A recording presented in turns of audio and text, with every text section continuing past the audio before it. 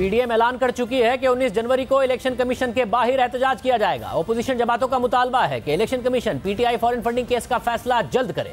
دوسری جانب election commission کی اسکروٹنی کمیٹی کو جمع کرائے گئے حالیہ جواب میں تحریک انصاف نے موقف اختیار کیا ہے کہ ایجنٹس کی جانب سے جمع کرائی گئی کوئی بھی کلیکشن جس پر سوال اٹھایا جا سکے وہ پارٹی کی جانب سے دی گئی ذمہ داریوں اور ہدایات کے دائرہ کار سے باہر ہے۔ اگر ایجنٹس ان ہدایات سے تجاوز کرتے ہیں، پارٹی کو بتاتے نہیں ہیں اور وصول شدہ فنڈز بھی نہیں بھیجتے تو پارٹی نہ ہی اس کی جواب دہ ہوگی اور نہ ہی تصدیق یا تسلیم کرے گی۔ حقیقت یہ ہے کہ پارٹی کو نہ ہی اس کا علم ہوتا تھا اور نہ ہی ایسی کوئی رقم وصول کی۔ پی ٹی آئی نے اپنے جواب میں مزید کہا کہ بیرون ملک مقیم پارٹی ایجنٹس بیان حلفی جمع کرا چکے ہیں کہ انہوں نے Tehreek Insaf fund collection policy پر عمل کیا ہے اور بیرون ملک رہنے والے پاکستانیوں سے حاصل کی گئی رقم باقاعدہ بینکنگ چینل کے ذریعے پارٹی کو ٹرانسفر کی ہے۔ نون لیگ کی نائب صدر مریم نواز نے اس کے بعد وزیر اعظم عمران خان پر شدید تنقید کی، ٹویٹ کیا اور 19 جنوری کو احتجاج کی کال دہرائی الیکشن کمیشن کے باہر۔ ہمارے ساتھ بانی رہنما تحریک انصاف اکبر اس بابر صاحب موجود ہے۔ اکبر اس بابر صاحب بہت شکریہ۔ اور صاحب آپ پارٹی میں رہے ہیں، اب یہ بات کیسے واقعی اگر کوئی ایجنٹ خلاف ورزی کر رہا ہے، پارٹی نے رولز بنا دیے ہیں، تو عمران خان صاحب کو یا یہاں کے پارٹی کے رہنماؤں کو کیسے پتہ ہوگی؟ جہاں تک یہ ایجنٹس کا معاملہ ہے، جو لیٹسٹ انہوں نے دستاویز جمع کرائی ہے، ادھر سے یہ نکلا ہے کہ انہوں نے کہا ہے کہ جو ہمارے جو 2 ایجنٹس ہیں، اگر تو امریکہ میں اگر انہوں نے کوئی غیر قانونی فنڈنگ کی ہے تو ہم ذمہ دار نہیں ہیں۔ یہ پہلی دفعہ یہ موقف اپنایا اور مکمل تردید ہے 6 سال سے جس موقف کی جس میں وہ کہتے تھے کہ غیر قانونی فنڈنگ ہوئی نہیں۔ دوسری بات، یہ جو 2 ایجنٹس ہیں یہ تھوڑا سا لوگوں کو کنفیوز کرنے والی ہے۔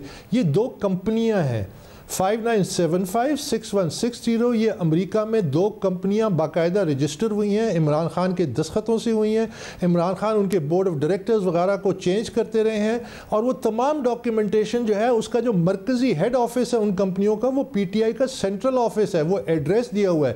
تو یہ جو 2 ایجنٹس ہیں کہ یہ 2 شخص ہیں، شاید اشخاص ہیں جنہوں نے شاید کوئی غیر قانونی فنڈنگ کی، ایسی بات نہیں ہے۔ یہ 2 کمپنیاں ہیں، اس کمپنی کے باقاعدہ ڈائریکٹرز ہیں، ان کے رولز ہیں، بزنس ہیں، اور وہ تمام پی ٹی آئی نے طے کیے ہیں اور ان کے تمام اکاؤنٹس وہ ڈسکلوز جو نہیں کرتے وہ پی ٹی آئی کے پاس موجود ہیں، ان کی بینک اکاؤنٹس امریکہ میں کھلے ہیں۔ اگر پی ٹی آئی نے رولز بنا دیے اور آگے سے خلاف ورزی کی گئی تو انہیں کیسے پتا چلے گا؟ یہاں عمران خان کو کیسے پتا ہوگا کہ جی خلاف ورزی ہو رہی ہے؟ پارٹی ایکسپینڈ کر رہی ہے، بھرپور انداز میں اوورسیز پاکستانی اگر پیسے بھیج رہے ہیں۔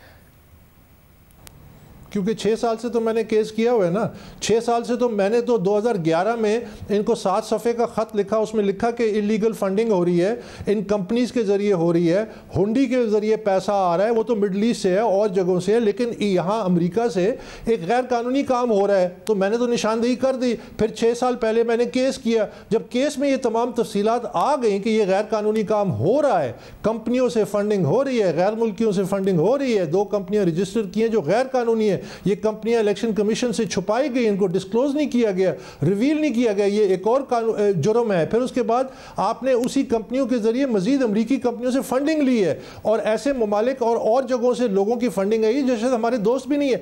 تو یہ کہنے کا مقصد ہے کہ ان کے مکمل علم میں تھی۔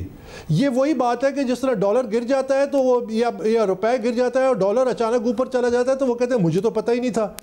ان کو ہر تفصیل کا پتہ ہے، وہ ٹوٹلی ان کنٹرول ہے، ہر ڈیٹیل کا جانتے ہیں۔ مگر آپ بھی الیکشن کمیشن پر تنقید کرتے رہے، اپوزیشن جماعتیں تو پروٹیسٹ کرنے کی بات کر رہی ہیں، اب اگر معاملہ آگے بڑھ رہا ہے، جو فیصلہ آئے گا اب آپ قبول کریں گے جو بھی تحریک انصاف نے پوزیشن لی ہے اس کے بعد؟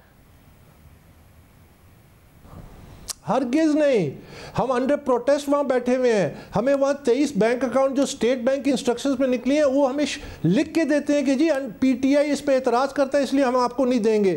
پی ٹی آئی نے جتنے فائنینشیل ڈاکومنٹس انسٹرومنٹ جمع کرائے ہیں ہمیں نہیں دیتے، ہمیں تو بالکل اندھیرے میں رکھا ہوا ہے۔ ہم ان کو کہتے ہیں، جس طرح الیکشن کمیشن نے 27 اگست کو ان کو کہا آپ اوتھینٹیکیٹ کریں، ہم نے ایویڈنس دیا ہے آپ اس کو اوتھینٹیکیٹ کریں۔ آپ مجھے بتائیں کہ وہ اوتھینٹیکیٹ کیوں نہیں کرتے؟ اس کی بھی پیچھے وجہ ہے کہ چونکہ وہ ایویڈنس سالڈ ہے، جب وہ اوتھینٹیکیٹ کرتے ہیں تو ہمارے الزامات میں مہر لگ جاتی ہے، پھر اس کے بعد تو فیصلے میں کتنی دیر رہے گی؟